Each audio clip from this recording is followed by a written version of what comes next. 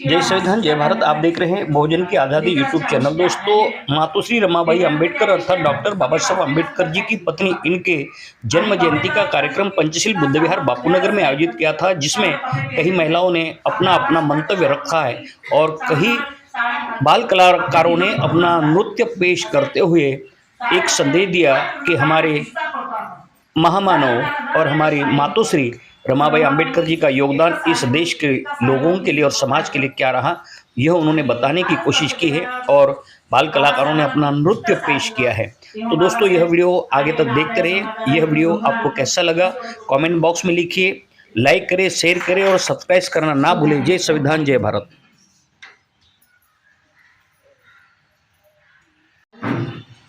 भगवान बुद्ध परमपूज्य डॉक्टर बाबासाहेब आंबेडकर यांना माझा दिवाळ नमन आणि उपस्थित असलेल्या उपासिका आणि माझ्या सगळ्या रमाईंना आजची रमाईच्या जन्मदिवसाची शुभेच्छा।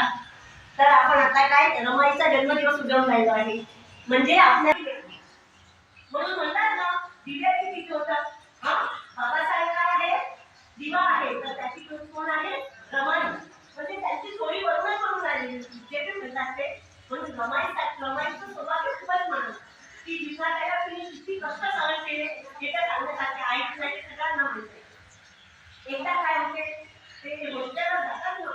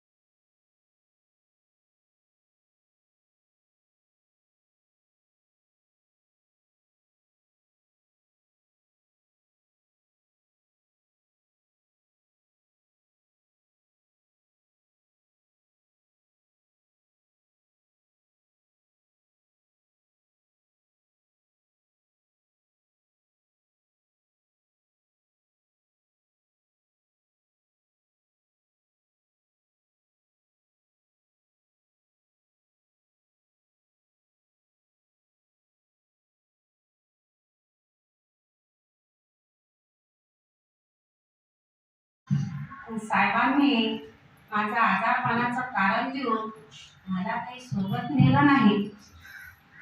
महान चौदार तळ्याचा सत्याग्रह, साहेब सत्याग्रहाला गेले। माझी तब्येत जरा नाजूकच होती। साहेब मला म्हणाले, रामा तू धारवाडला जा, इथे काही दिवस राहा। मी ठरवलं की आपण धारवाडला जाऊ। दोघांनी धारवाडला गेलो। एक दिवशी बाई धारवाडला असेच फिरत फिरत गेले धारवाडच्या वसतिगृहात, तर बघते तर काय, समधी मुलं उपाशी, समधी मुलांची तोंड कशी सुकून गेली, मुलांची तोंड काही बघवे ना। काय करावं, कसं करावं, हातात बांगड्या होत्या। त्या बांगड्या विकून साहेबांच्या डोळ्यासमोरच मुलांची जेवणाची सोय केली। मुलांच्या चेहऱ्यावरचा आनंद बघून मन असं प्रसन्न झालं. आता माझी तब्येत काही मला साथ देत नव्हती. मग आम्ही राजगृहात गेलो. आपल्या राजगृहात मला माहित होतं की माझे घटक आपल्याला जवळ आहे. तू तुझ्या मनाला लावून घेऊ नको म्हणून ते म्हणे. मग दुसऱ्या दिवशी बाबासाहेब बाजारात गेले.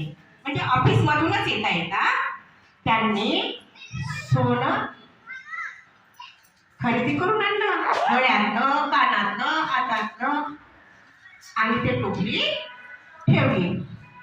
सकाळी उठली रमाबाई आणि कुंकवाची डबी जी होती ना ती बाबासाहेबांनी लपवून ठेवली.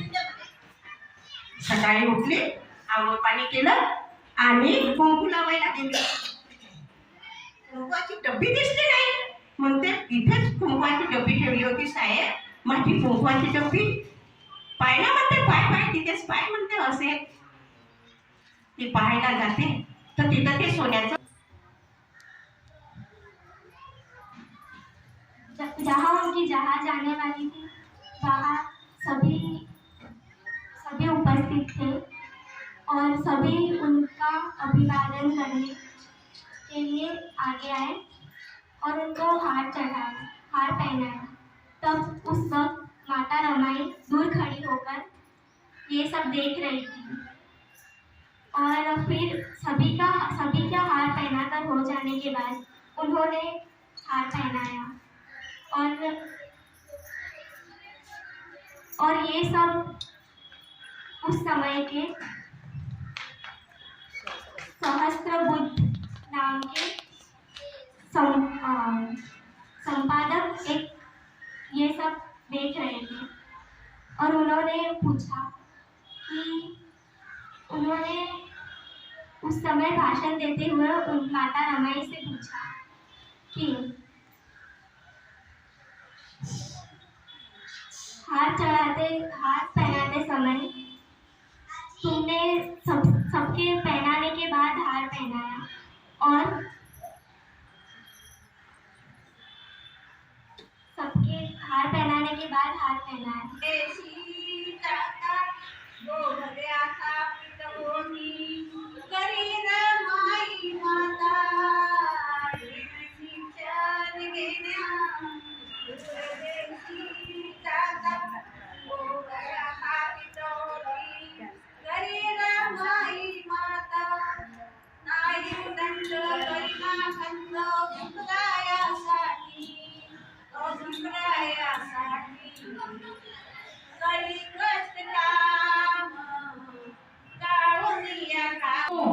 सही बात है.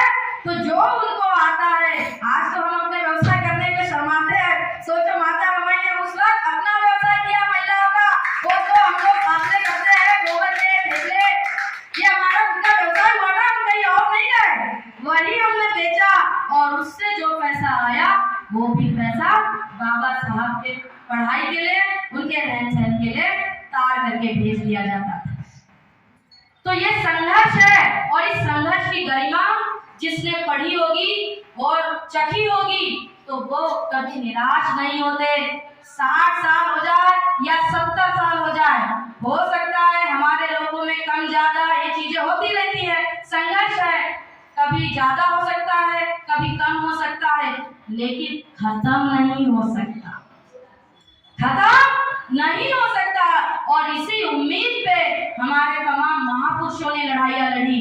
उन्होंने हर दिन संघर्ष किया. कभी ज्यादा संघर्ष करना पड़ा, कभी थोड़ा कम, क्योंकि कभी किसी ने साथ सहयोग कर दिया तो किसी ने कभी कुछ भी साथ नहीं दिया. वो अकेले चलते रहे, लेकिन फिर लोगों का कारवां जुड़ते गया और उनके मुकम्मिल जो उद्देश्य था उसको वो लोग काबिज करने के लिए सफलता प्राप्त कर सके. लेकिन तब तक उन्होंने कभी भी पीछे मुड़ के नहीं देखा. और ऐसे महापुरुषों के घरानों में हम लोग जन्म लेते हैं. ये जो बच्चे हैं ये सामान्य बच्चे नहीं हैं.